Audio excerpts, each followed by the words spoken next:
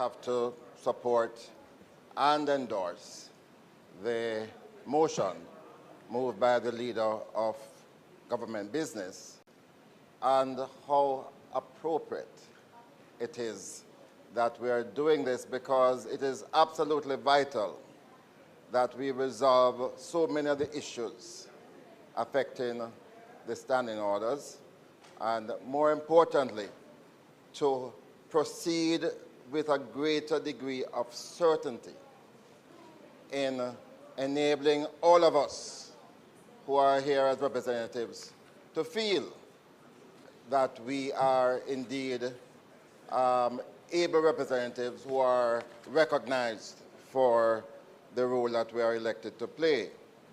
Earlier, Madam Speaker, I had tried to ask a question, and I think these are some of the issues that will have to be resolved going forward, because for the 29 years I'm here, there has never been an issue about any item on the order that could not elicit a question and a response.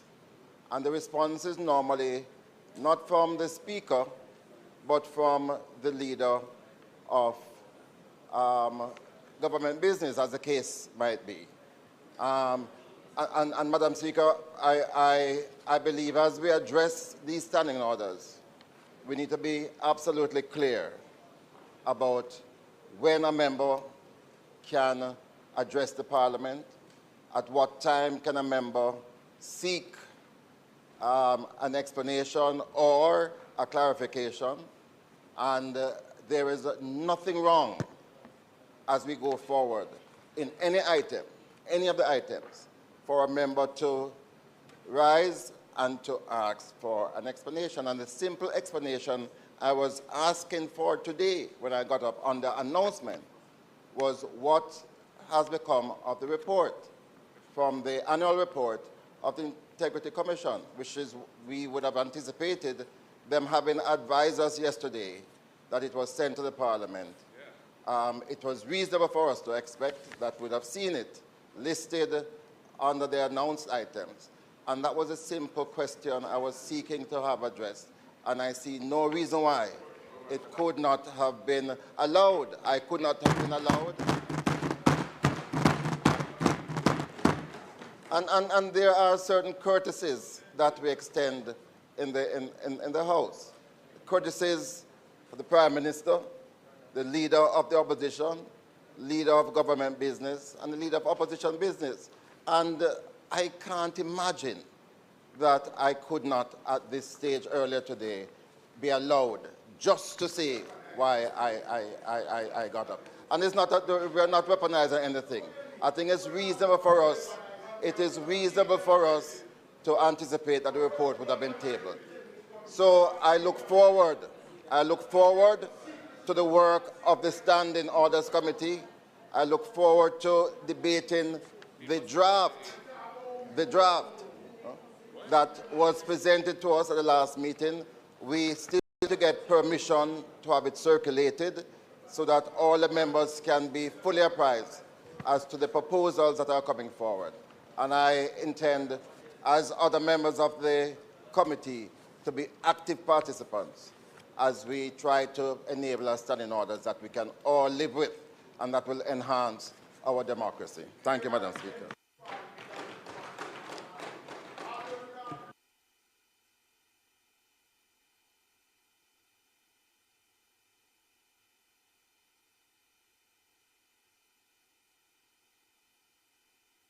Opposition business, I'm going to ask House Leader to respond because he was also in Standing Orders Committee, particularly because I chair that committee, number one. Number two, the leader or the deputy would also like to make a comment.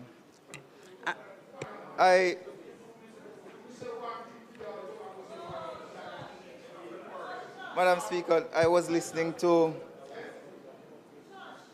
the leader of opposition business. And I too am looking forward to changes to the standing orders.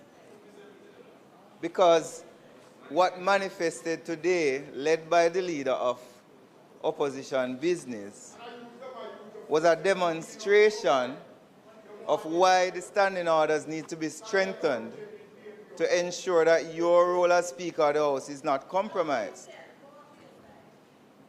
The leader of opposition business stood in a period that did not allow him to stand and ask questions in the period.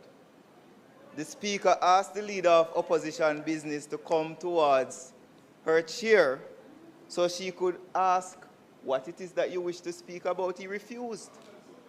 His colleagues then proceeded to disrupt the functioning of the House with a chorus of desk beating. And I think the public should know what happened. So while the leader of opposition business can stand and proclaim himself righteous in his actions, the realities of what he did today do not manifest righteousness.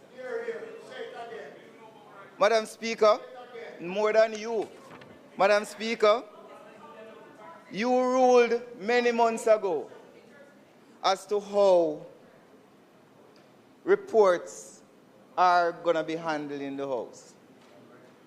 The leader of opposition business know about the ruling because this ruling was repeated on several occasions. But yet he stood here and put on record questions about the non-tabling of the report that he knows will not be tabled today. So this trend, there's this trend, Madam Speaker, where they get up and they pretend like they don't know. They misread the standing orders for the public record. They lower the House in the eyes of the public, which is why I'm standing here, Madam Speaker, supporting the reform of the standing orders. Because the simple rule that the Speaker must be heard in silence has never been accepted and agreed to by the opposition. When the Speaker is speaking, the opposition is trying to cow down the Speaker. And then, member from St. Mary, they come and stand up and claim that they are being abused and disrespected and not being heard, when they are the abusers. And the last thing I want to say on this matter, Madam Speaker, you have been, there is clearly a concerted and planned attempt to, one, compromise the government agenda in the House through disruption. I think there is a concerted and planned attempt to make you look like the villain at every sitting. Yes, that is true. Where when you issue a ruling, within 5 minutes of your ruling, there's a video out on social media criticizing your ruling, telling lies. I want, Madam Speaker, this standing order review to contemplate. He doesn't understand how the standing orders work or how debates work, He believes that he can talk and nobody responds. Madam Speaker, I want the standing order review to contemplate the actions that the opposition has been doing over the past several months that is disrespecting you and your office.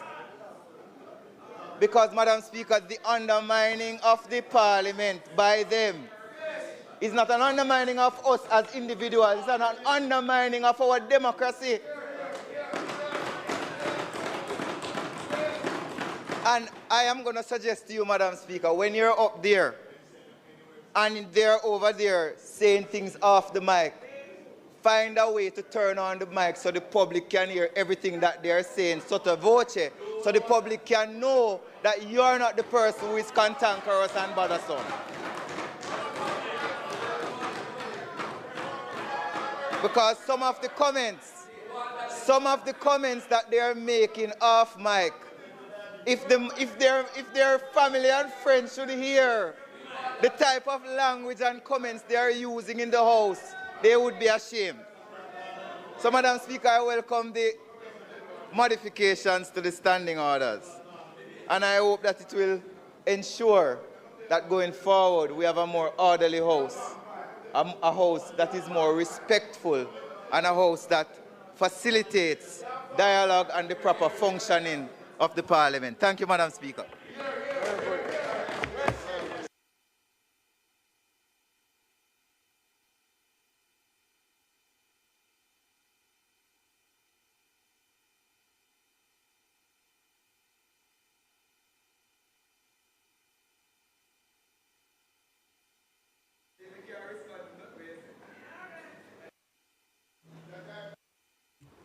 Opposition Leader, turn on your mic, please.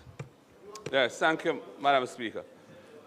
This debate has been used to rehash in a very partisan way some of what happened earlier.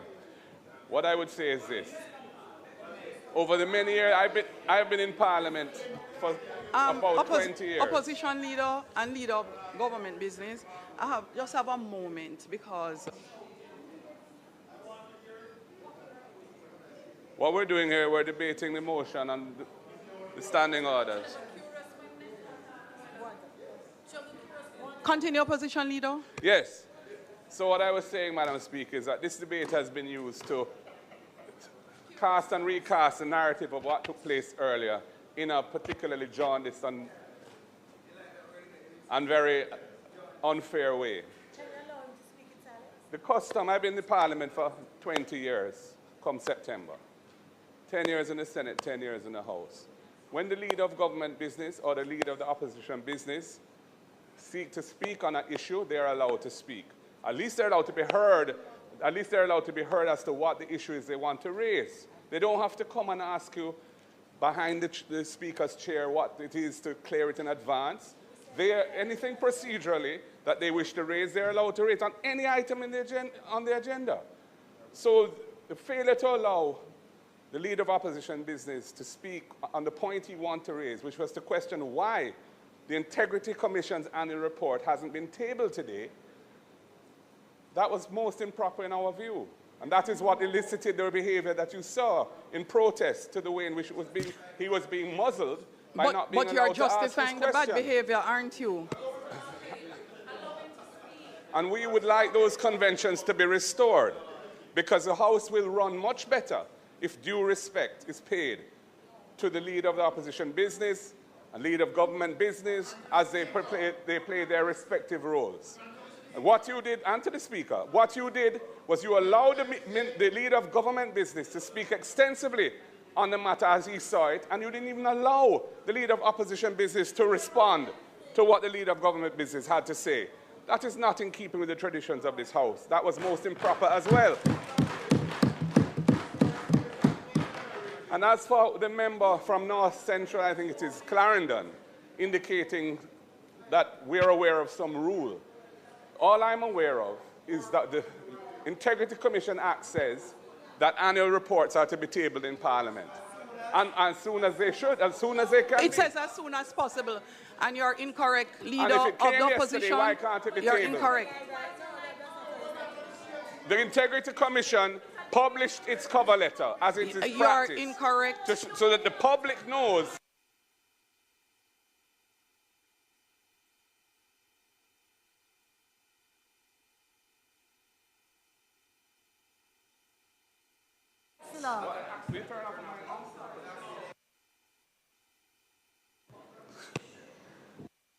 Turn it off, Angela.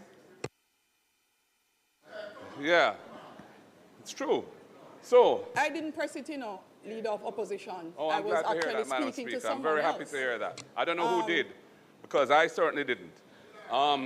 Madam Speaker, the Integrity Commission Act requires their reports to be tabled. And you yourself issued a ruling, as you call it, some time ago, a couple of years ago, I think towards the end of 2023, if my memory serves me correctly, that they would be tabled as quickly as reasonably possible. The annual report came here. The cover letter was published, as is their practice, so that everybody knows that something has come. And we were expecting to see it tabled today, and it wasn't.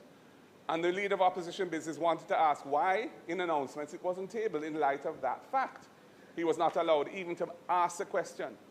And we object most strongly to the way in which the proceedings of this House are being conducted, because they've been conducted in what appears to be a very partisan way, a manipulative way when it comes to sensitive political issues.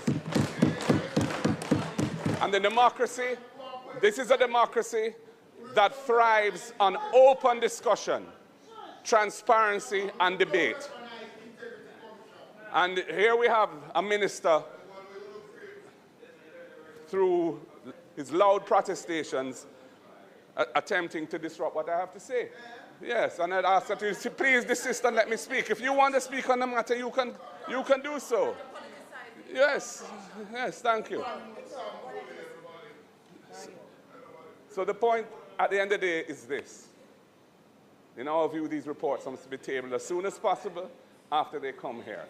There's a strong public interest in that, because there's a strong public interest in the work of the Integrity Commission being facilitated to reduce corruption and other wrongs against the good governance of the country being perpetrated. And we on this side are going to always be assiduous about that. And when we attempt to do so and we're shut down, it's not a good look. It appears to be an attempt to use up the parliament in a way which is inimical to the interests of good governance and democracy.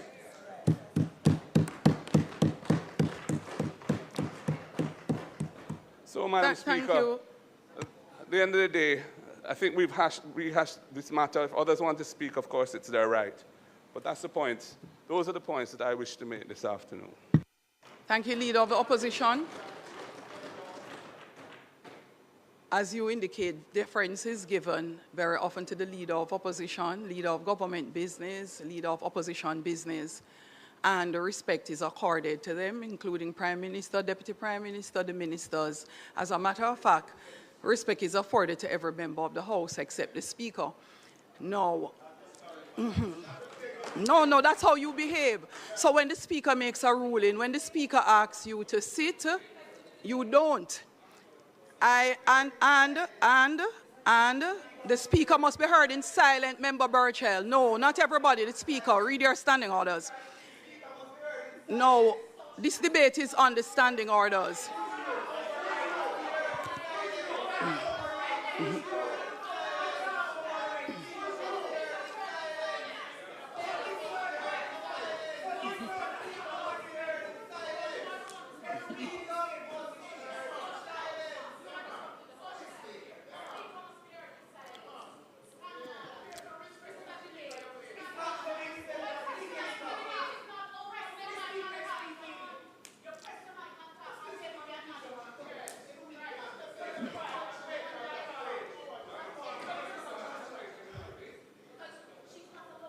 No, Leader of Opposition, the comment I, Leader of Opposition, Member Burchell,